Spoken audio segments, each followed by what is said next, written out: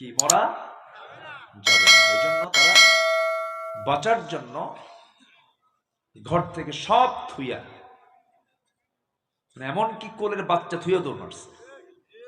এরকম রেকর্ডও আমরা ভিডিও ক্লিপে দেখতে পেয়েছি। আমরা হয়তো অনেকেই জানি না, আমরা যে জমিনে পা রেখে এত দাপট দেখিয়ে বেড়াই তা আসলে শান্ত না। এটা কিন্তু শান্ত না। আমরা তো ভাবতেছি বিল্ডিং করতেছি, আমরা রড দিয়ে কলামগুলো নির্মাণ করছি, কিন্তু পৃথিবী নামক এই জায়গায় কিন্তু শান্ত না। এর নিচে অবিরাম এক রহস্যময় টেকটনিক প্লেটগুলো একে অপরের সাথে যখন সংঘর্ষ করে, এটা গতি খেলা করছে। একে অপরের সাথে যখন প্লেটগুলো একটা সংঘর্ষ করে অথবা সরে গিয়ে জমে থাকা শক্তি হঠাৎ মুক্তি পায়, তখন শক্তিশালী শক ওয়েভ সৃষ্টি করে পুরো জমিনকে কম্পমান করে তোলে। সুবহানাল্লাহ বলেন, জোরে বলি আল্লাহু আকবার।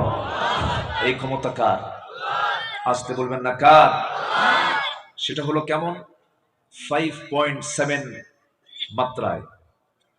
এটা যদি 5.7 মাত্রায় না হয়ে একটু 1 মিনিট স্টে করে যদি 10 মাত্রায় যদি দেওয়া হতো, ঢাকা শহর একটা ধ্বংসের স্তূপ হয়ে যেত, যা কাভার করতে আগামী 100 বছরও জাতি কাভার করতে পারতো না। সম্মানিত ভাইয়েরা, কিন্তু এই ভূমিকম্প কেন হলো? এটা একটা সিগন্যাল। এটা কি বলেন তো? সিগন্যাল। কিসের সিগন্যাল? সুদের কারবার ছেড়ে দাও, জিনার কারবার ছেড়ে দাও, এরপরে মাদক ছেড়ে দাও, জিনার কারবার ছেড়ে দাও, গান বাদ্য বাজনা ছেড়ে দাও। যখন এগুলোর পরিমাণ সমাজে বেড়ে যাবে, আল্লাহর পক্ষ থেকে মাঝে মাঝে এই সিগন্যাল গুলো আসবে। এগুলো হচ্ছে সতর্ক বার্তা। আমরা এই জাতীয় সতর্কতা থেকে, এই সিগন্যাল থেকে আমাদের শিক্ষা নেওয়ার তৌফিক আল্লাহ পাক দান করুন। জোরে বলি আল্লাহুম্মা আমিন। আরো জোরে আল্লাহুম্মা আমিন। সম্মানিত ভাইয়েরা, সম্মানিত বন্ধুগণ, আমরা আখিরাতের সফলতা চাই।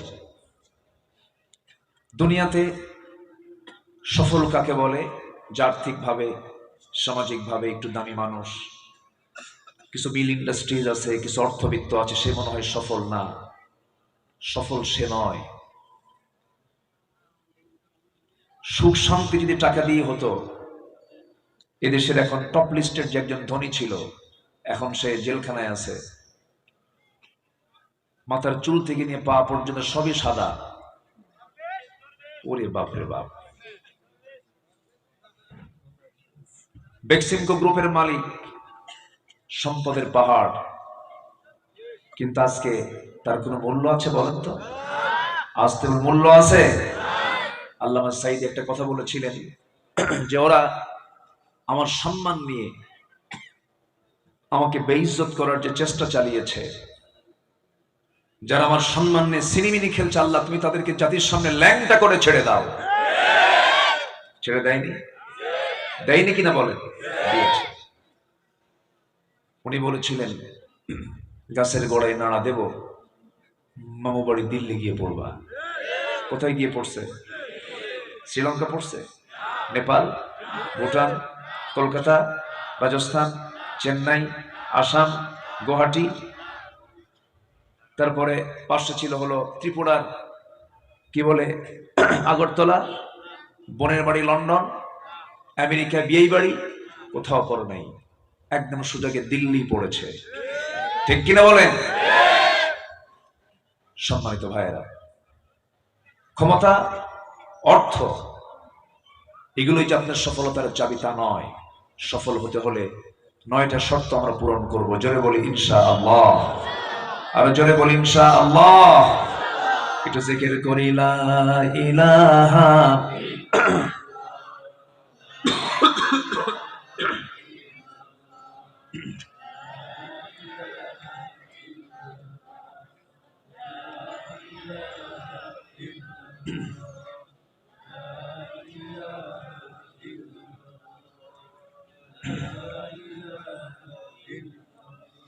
আরো জোরে লা ইলাহা ইল্লাল্লাহ সুবহানাল্লাহ ওয়ালহামদুলিল্লাহ। আরো জোরে লা ইলাহা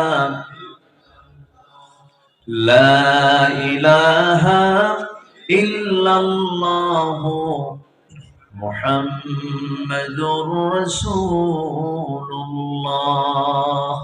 সাল্লাল্লাহু আলাইহি ওয়াসাল্লাম। সফল হওয়ার জন্য 9টা শর্ত।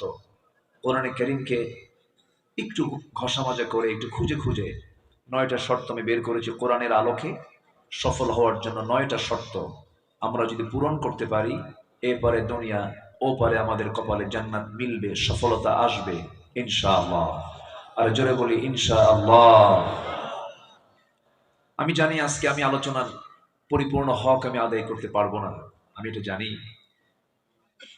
আমি এই মাহফিলে, এই ময়দানে নতুন না, আমি এর আগেও এসেছি। বেলকুচির যে ঐতিহ্যবাহী মাহফিলগুলো যা হওয়া দরকার, প্রত্যেকটা জায়গায় আল্লাহ পাক এই অধম, এই নগণ্য গোলামকে আল্লাহ পাক নিয়েছেন।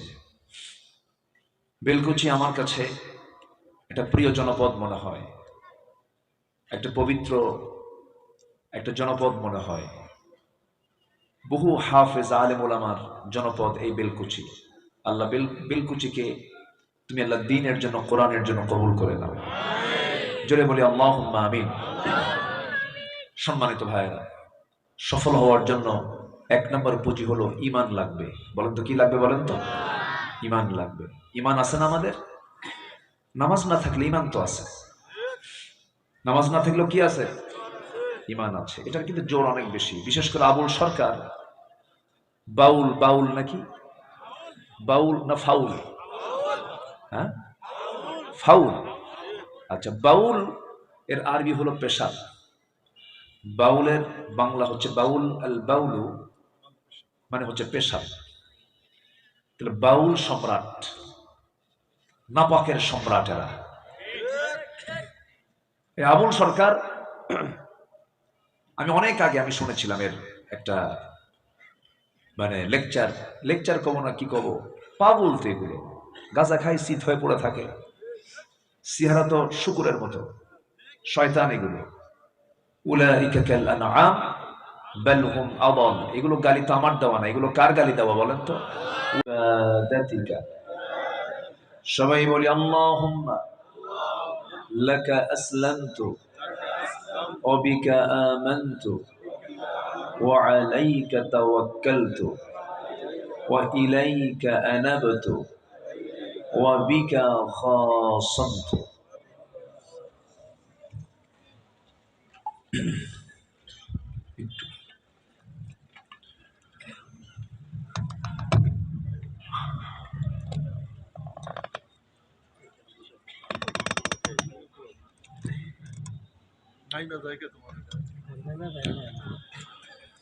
আমরা আল্লাহ তাআলার শুকর আদায় করে নিলাম।